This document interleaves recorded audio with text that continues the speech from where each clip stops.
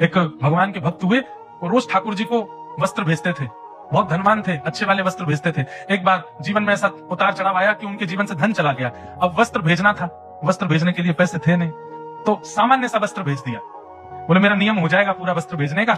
बिल्कुल ऐसा कपड़ा भेजा जिसको ठाकुर जी की सेवा में क्या पोंछा में भी यूज नहीं किया जाए, लेकिन नियम था, धन है नहीं तो सामान्य वस्त्र भेज दिया। सर्दियों का समय, ठाकुर जी कंबल ओढ़ के बैठते हैं, कोयले की सिगड़ी तापते हैं। ठाकुर जी को रात्रि में शयन करा करके गुसाई जी गए, सुबह मंगला में आकर के देखा तो ठाकुर जी की कटकटी चल रही है, दांत जोर जोर से ऐसे ठाकुर जी काम कर रहे हैं। एक दिन पहले ही जो सामग्रियां आई थी उनमें वो वस्त्र भी आया था, तो उस वस्त्र को देख करके नीचे जो सेवक आदि थे उन्होंने कहा, अरे ये वस्त्र तो पोंछा के लायक भी नहीं है, इसको ऐसे बाहर कर दो, किसी और को दे देंगे, ठाकुर जी की सेवा में क्या प्रयोग करें। वो वस्त्र बाहर कर रखा था।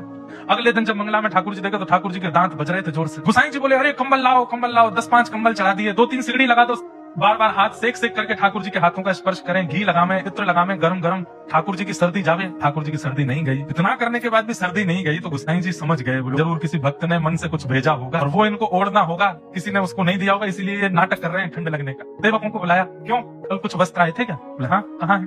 सब दिखाए। बोले इनमें से कुछ हटा दिए थे? हाँ, 1-2 कपड़े थे वो ज्यादा बढ़िया ठाकुर जी के योग्य नहीं थे, वो बाहर। बोले वो कहाँ है? वो तो हमने रसोई घर में रख दी कि पोंछा मोछा के काम आएंगे। बोले वही लाओ। उन कपड़ों को लाए और जैसे ही वो कपड़ा ला करके ठाकुर जी के चरणों पर रखा, इतने में ठाकुर जी बोले, वो तो पसीना आ रहे हैं बहुत जोरते, सबरे कंबल हटाओ, इस सगड़ी हटाओ, सामने से गर्मी लग रही है बहुत जोरते। क्यों? ठाकुर जी को सर्दी नहीं लगती, ठाकुर जी को गर्मी नहीं लगती, ठाकुर जी को प्रेम लगता है, ठाकुर जी को भाव लगता है।